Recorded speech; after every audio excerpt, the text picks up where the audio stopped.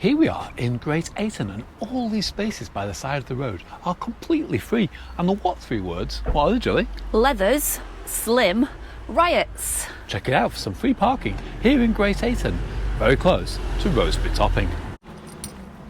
Follow me this way, across the road to this gate.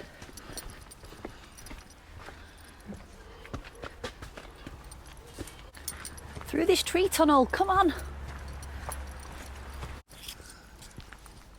Glorious! The reason we brought you out here today is to get some really meaningful footage with our new DJI MINI 3. This way, Julie. Another tree tunnel. And another gate.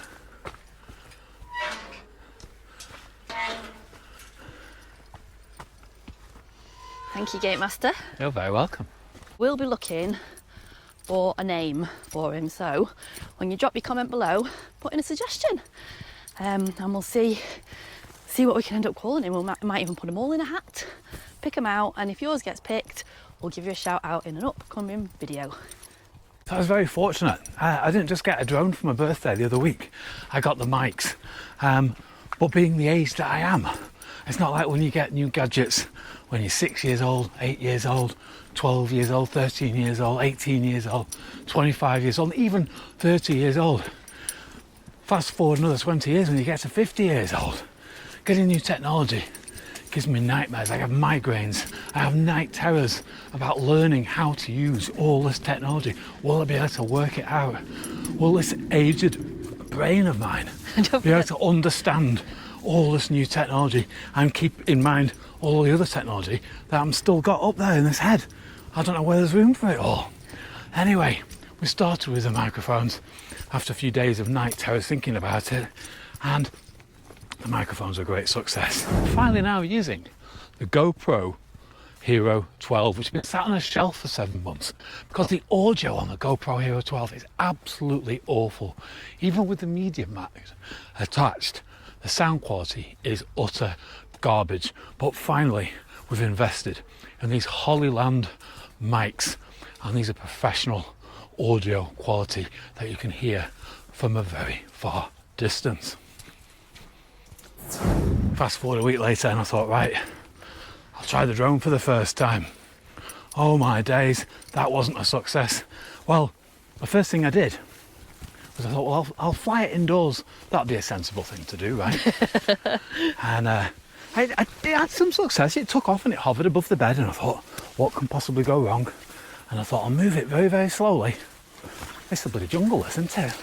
Anyway, I'll move it very slowly through some rooms in the house, and that wasn't very easy at all. And eventually I got a little bit too clever for my own liking, and I pushed the lever a little bit too much. And the drone, getting hit in the face while I'm telling the story. The drone flew into the wall, hit a lamp, and fell on the floor, and I thought, oh my God, I've not even got it insured yet. So, bought the insurance. That was £85 for 2 years insurance. Now that includes, apparently, 2 drone replacements per year if necessary, if you have an accident or lose them. So I thought, that's the most important thing. Peace of mind, get that firstly. And then I put it back in the box and forgot about it for a while. Anyway, I'm going to navigate through this jungle before I continue with any more of this story. I mean, just look at that. It's mud, mud, mud, which, okay, you get that. We're in the yucky mud. Yucky, yucky mud. We're in the UK. It's going to be like that, isn't it? But look at this jungleness. I mean, this is just the next level, right? Deep mud. Hey, oh my days. Thick nettles, overgrowth. God knows what's in this overgrowth. There's probably ticks and all sorts. Gonna spend the entire night. But look at this, massive nettles of which to navigate. Need a machete. Or bushwhacker or something. Bushwhacker, Jill, that's another sub you've got us. Keep using terminology like that. Oh my days. Never seen anything like this. This is bonkers, absolutely bonkers. And some of these things are then poisonous things you shouldn't touch, otherwise they burn your skin. So that's good to look forward to, right? Hey, oh my days. Things we do to just have a play with the drone. We've got some horses. Why is it? They don't want to eat the grass in their own field. They're willing to put their head over that barbed wire. Grass is always greener on the other side. I reckon that's where it comes from. Now that we're through that jungle, I'll get back to my drone story. So the first time was hovering above the bed, crashed into the lamp. I did get a photo of Jill's shock face as it was reversing into the wall at high speed before it crashed onto the floor. I'll put that up. Fast forward to the week after, and I thought, right, I'm gonna have to get it out of its back because I can't be scared of it. And then I realised, oh, you have to do your civil aviation licence. So I took the test, got 39 out of 40. Good result, that's a pass. Got my licence. Thought, great, let's get it outdoors, fly it for the first time. Felt quite confident after passing the civil aviation test. I did some very small movements with it. I thought, that's okay. Probably used over half the battery just getting familiarised with it. Then I thought, right, I'll do one big last fancy shot where I send it out to sea, turn it around 180 degrees, send it all the way back. That'll look really good, right? Both ways. Look good coming back, it'll look good coming out. Sent it out, hovering there out to sea for a while, could just about make it out. Keep your line of sight as you do. And I thought, right, turn it 180 degrees. Must have turned it about 30 degrees. Sent it off. Went darting off another direction where I could barely make it out then. Thought, oh God, I've not turned it fully enough. Turned it again, probably another 30 odd degrees. It went flying off again, behind a tree then, behind a tree line. Couldn't see it, so I got very worried. So I went looking for it and I was really conscious that the battery was going to run out. Jill went, oh, why didn't you press the home button? So we pressed it, and then no sooner had she said it, she said, but what if homes are home? That was miles away. I thought, oh my God, it's not going to make it there. It's going to run out of battery and fall into the sea. So we cancelled home and set about looking for it anyway.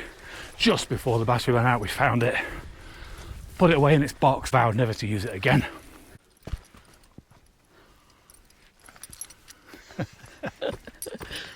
I always thought this shot, where Rosebery Topping first comes into view, would be a great place to take a drone off. But I've got two very specific drone shots I want. I don't want to just send the drone up into the air for any old reason. Hi, Rosebery Topping, we're coming for you. Let me at it. So last week we were fortunate enough to meet up with Dara from Magenta Otter Travels and a few of her American friends. She'd be thrilled that we're coming to Rosebery Topping today because on previous occasions when we visited, she always says, sounds like a dessert, Rosebery Topping. And it does, doesn't it? Anyway, I got chatting to her husband Ian and he gave me some great advice on drones and how to fly them. The first thing he said was to be confident about pressing the home button. The other thing he told me was to watch videos online before you go out and fly it, because they're very useful. They say that you don't have to be a great drone pilot, because some inbuilt functions you can use that will help with the flying. To try out a couple of the built-in features. One of the ones I wanted to try was where the drone does a 360 all by itself, and all you have to do is pinpoint on the screen where you wanted to do a circle around. And the other one I wanted to do was where the drone pulls out at a perfect angle away from you out into the sky and records you getting smaller and smaller and smaller. Really good, aren't they? I was quite impressed with that. So whenever we get to the top of a mountain, we do two things. Jill usually films me getting to the top. I usually film Jill getting to the top. We usually talk about the height of the mountain, and then we do a 360 with the camera. That all takes ages. Quite a long process, isn't it? I've got to put the viewer through watching me get to the top, watching Jill get to the top, us talking at the top, and the 360 from the camera. That's 4 unnecessary scenes that could be made into one much better scene. So the shot I want today is from the top of Rosebery Topping, and I want movement in it. I don't want to be stood there like some idiot controlling the drone, not moving. I want me and Jill to be walking towards the top. So you've got that information that would have been in those 2 previous clips. But what you're getting, instead of then us stopping the film to spin and do a 360, that will have already been done. You'll have seen us get to the top at the same time. You'll see the 360 from the top of the mountain. That makes it more interesting for the viewer. The wind's just got really up, hasn't it? Yeah, it's quite breezy that. And there's quite a lot of people up there, so I'm not guaranteed I'm going to get the shot I want up there today. I will still go for it, so I might, fingers crossed. But what I've seen over here, the spinning around, is the old shooting box. So what I wanted to do at the top of the mountain with the trig, I'm going to try and perform the same shot here. So we're approaching the shooting box, we'll turn it to the top of the mountain, and we'll do a circle around it as we're approaching.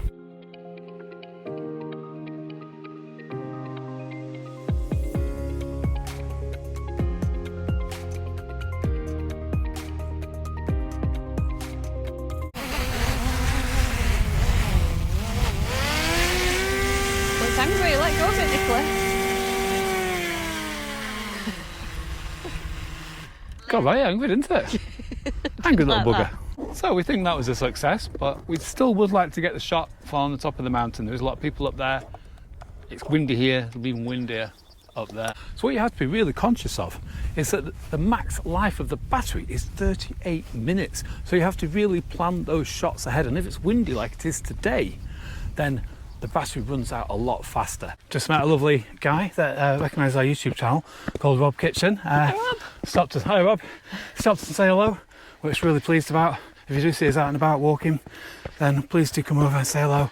I think it's probably the first time we've been spotted on a hike. This really made my day because... Yeah, thanks Rob, you made our day. Yeah, we're on a hike. Oh, it's tough, but it's good. Quite steep actually. I'm out of breath. As soon as I get up there, catch my breath, assess the wind situation, assess the people situation. Hopefully we're going to get that shot that I came here for. Well, the flag there gives an indication of how windy it is. It does feel very windy up here, so we're just doing it in a bit of a shady place.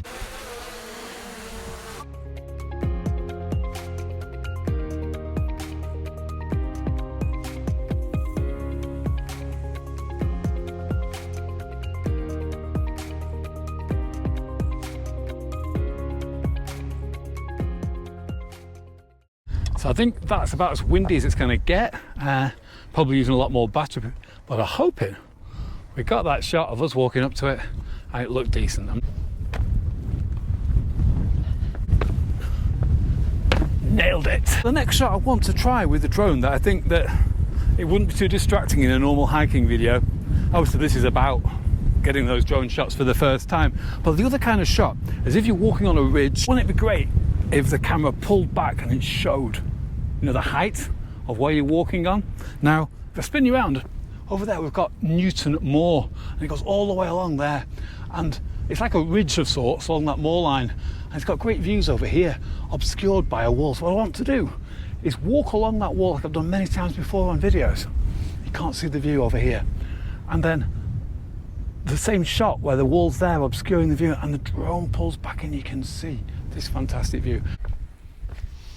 Beautiful day. Absolutely gorgeous. We've done this hike many times, but every time it's different. Beautiful. Jilly passing the gnarly tree, doing some sort of gnarly dance. What I'm finding really hard to believe today is that this is a relatively easy walk that a lot of people in the local area do on a day-to-day basis, and yet this is just 3 weeks from us doing one of the hardest walks we ever did in northern Spain. Tons of ascent, tons of miles, and we just cracked on with that. And because we've had the most part of 3 weeks of hill fitness, we've come to do this today. It's not easy. You can't just take a week off here and there and expect to go back out in the hills and be as fit as you were 3 weeks ago. It doesn't work like that. You have to do this on a regular basis. This path is absolutely bonkers. It just climbs and climbs and climbs for thousands of feet, and you don't seem to get anywhere. It's unlike anywhere else on Earth.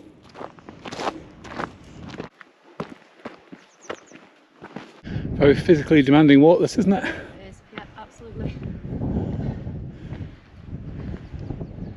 Whew. It's time for Gate of the Week!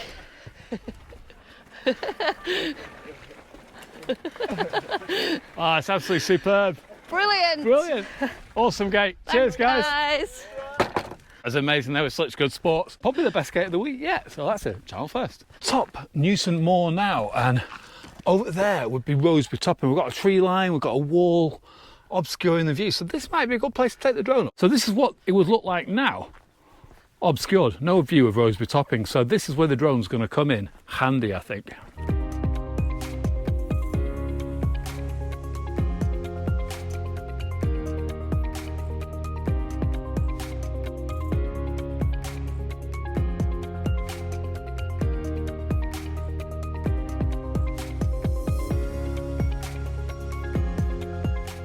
It looked like we got the shot. It did the movement that we wanted, but we don't know if it recorded. So this time we are going to check. It's actually amazing. We've only seen them on the teeny screen. But we just connected.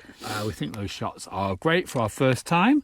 I think we're done here. This is the big wall I was telling you about. And now we know, thanks to the drone, above it, it's a fantastic view of Rosebery. Job done. Great view of Rosebery, that, isn't it? Yeah, smashing. There's Rosebery. Cooey. Beautiful gardens. Roses are stunning. So that was a wonderful day in Great Ayton. Amazing. And hopefully we've got some great shots. They're going to look good on the big screen. Marvellous. Thanks for watching. See you on the next one. See you on the next one.